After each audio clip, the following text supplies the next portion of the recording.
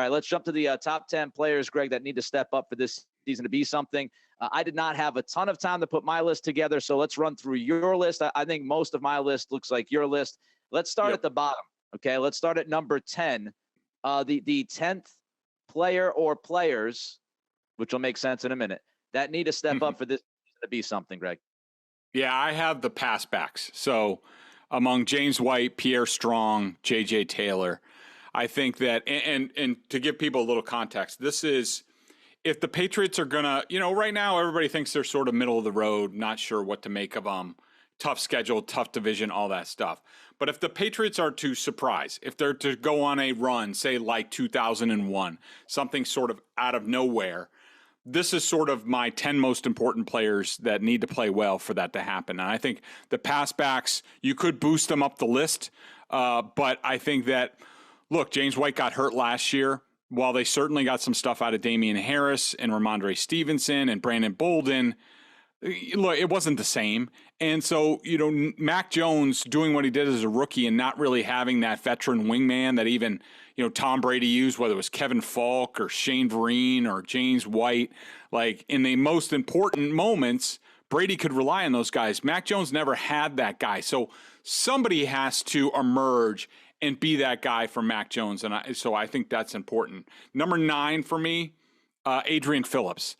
Now, his name being on the list might surprise some people and not like, say, Kyle Duggar, who I think could stand to take a big step up this year.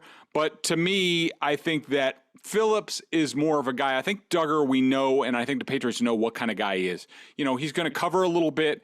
He's going to blitz a little bit. But I think that Phillips, in terms of how much they ask him to do, how he's going to have to read the quarterback, how hopefully they keep blockers off of him, where, the big guys up front are doing their job. So Phillips is more free to be a playmaker. I think if he makes more plays this year and is able to do what he's best at, I think he brings a bigger playmaking element to the Patriots defense, and that would be hugely important. I was surprised by Phillips on the list, honestly, because I think they're pretty good at safety. I love Phillips. Phillips did not make my list. I replaced him with somebody, which I'll get to a little bit later. I agree with you about the third running back. They're 8th on my list in the top 10.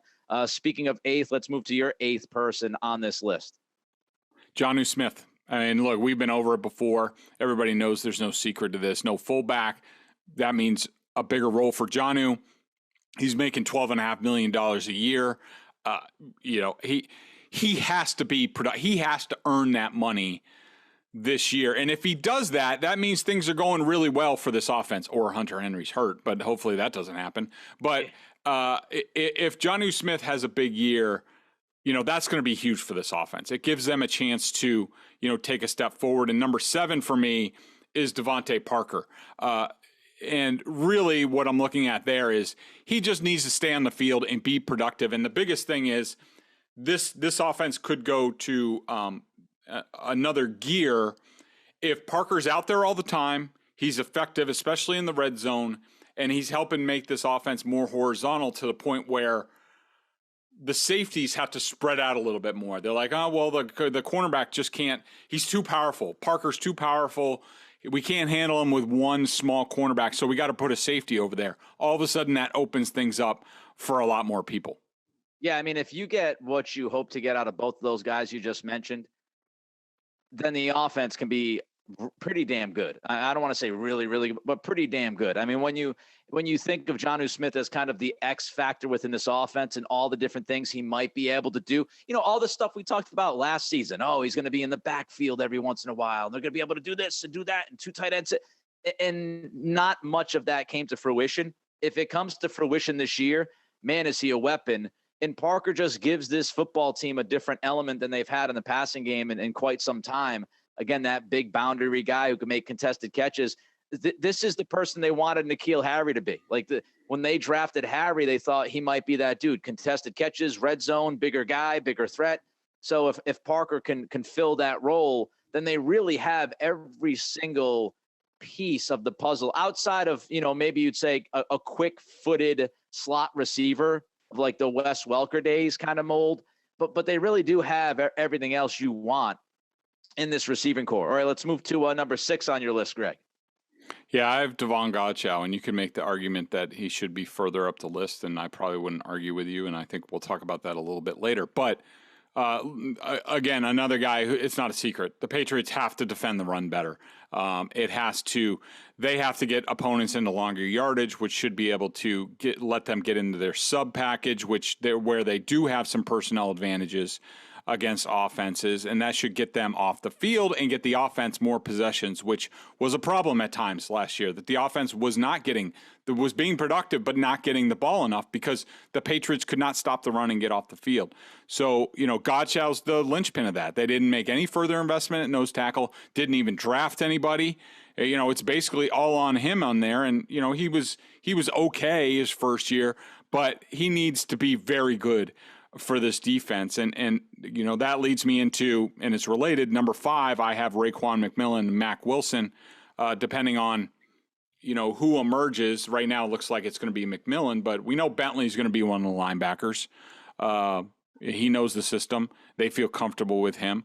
Now he needs an athletic running mate, and that would help Bentley a lot. That's also going to depend on the guys up front. But I think, especially after Dante Hightower, after Jamie Collins, after Kyle Van Noy, they basically jettison those veterans to get more athletic, and somebody is going to have to show up in that regard. I mean, Cameron Grown could do it. He's a bit of a dark horse there, but I think those two guys, McMillan and Wilson, are the best candidates to sort of make an impact on the second level. Yeah, I mean, a lot of what you just said, I had Godchaux, I had McMillan / Wilson on my list as well. I just moved each of them up a spot. I've got Godchaux at 5. I've got McMillan Wilson at 4. That second linebacker is going to mean a lot. Can the person actually be able to cover running backs out of the backfield? Can they maybe take some tight ends at times? Can they handle the run game? Can they go sideline to sideline like this team desperately needs, as we've seen against the Bills? And Godchaux, you hit every mark on that. He's just got to be better. I mean, he's got to be the guy they thought they were bringing in. He's got to hit this year. They didn't address it, so they feel confident that he's going to be able to do that. Will he? We'll have to wait and see. All right, number 4 on your list, Greg. Yeah, I have Jalen Mills, and some people might say, well, what about Malcolm Butler? What about the quote-unquote number 1 cornerback? Why are you talking about the number 2 cornerback? Well, I think the Patriots will be fine at slot if Jonathan Jones should be back healthy. He's one of the better slot cornerbacks in the league. I think when you talk about number 1 cornerback, if you don't have a stud, you're going to have to help them anyways. And so it looks with a safety. So it looks like the Patriots are going in that direction, and they certainly have enough safeties to get involved. So I think they'll figure that out. I mean, will it be lockdown? Will it be J.C. Jackson-esque? I don't know. I doubt it, but I think they can figure it out. But only if Jalen Mills at number 2 is really solid and they don't have to worry about him and don't have to give him a ton of help. I thought he did that at times last year. I think he's going to need to be even better in year 2. I think he stands a chance. But I think, if you get Jonathan Jones and Jalen Mills to give you really good play, then you can figure out the other cornerback spot. So that's why, to me, I have no doubts about Jones. It's Mills who's really going to have to do the job. I've got both outside corners on my list. I've got outside cornerback number 2/1, whatever the hell you want to call it, at 7. And I've got Mills at 3 on my list. I've got him bumped up 1 spot than you do. And look, I mean, if Mills, everybody that listens to this podcast by now knows that I'm not the biggest fan of Mills. He's okay. Not a big fan of him. Afraid of him on the outside, afraid of him blowing some plays, giving up big plays, committing some penalties. If Mills is not good, you don't know what you have in the other corner right now. Terrence Mitchell, Malcolm Butler, Jack Jones. We have no clue what's going to happen. I mean, if Mills is bad, this cornerback position could implode quickly. And the Patriots can't afford that in 2022 with passing games at an all-time high. So Jalen Mills is 3rd on my list. Outside cornerback 2 is 7th on my list. We've got the same top 2. So let's just hit them starting at 2, Greg. I just want to mention Uche real quick, that he was at number 3 for me, and just. Oh yeah, sorry, Uche, my bad. No, it's okay. Yeah, I just thought I just put. Look, we know Dietrich Wise / Henry Anderson is going to be the starter against in base opposite Matthew Judon. That's what we think is going to happen. But it's really going to come down to sub. And, the effectiveness of the Patriots sub package on defense, if they can get there, if the run defense works, is going to be hugely important. And so, you look at Dietrich Wise kicking inside on third downs. Somebody's going to have to come in and be dangerous. And we've heard Steve and Bill Belichick both talk about Uche being a big puzzle piece. Well, he's going to have to deliver. He's going to have to be dangerous and athletic on the outside opposite Judon so he doesn't get double teamed all the time and chipped. If Uche can do that, then I think the Patriots have a chance to be pretty good on defense. And that leads us into the top two. We both had the same. Number 2 for me is Trent Brown. Yep. It looks like they're going to put him at left tackle. That's the way they worked all offseason. Win at right tackle. That's great. You look back to what Trent Brown was at left tackle his first time with the Patriots. He was a very good left tackle. If they get that type of play, if he is on the field all the time, and you put Cole Strange between a very good Trent Brown and David Andrews, that helps the rookie. You feel good about the left side. It's never going to be perfect, but you feel good about it. However, if the Trent Brown we get this year is the Trent Brown we got last year, in and out of the lineup, in and out of, I don't know how much he wanted to be there at times.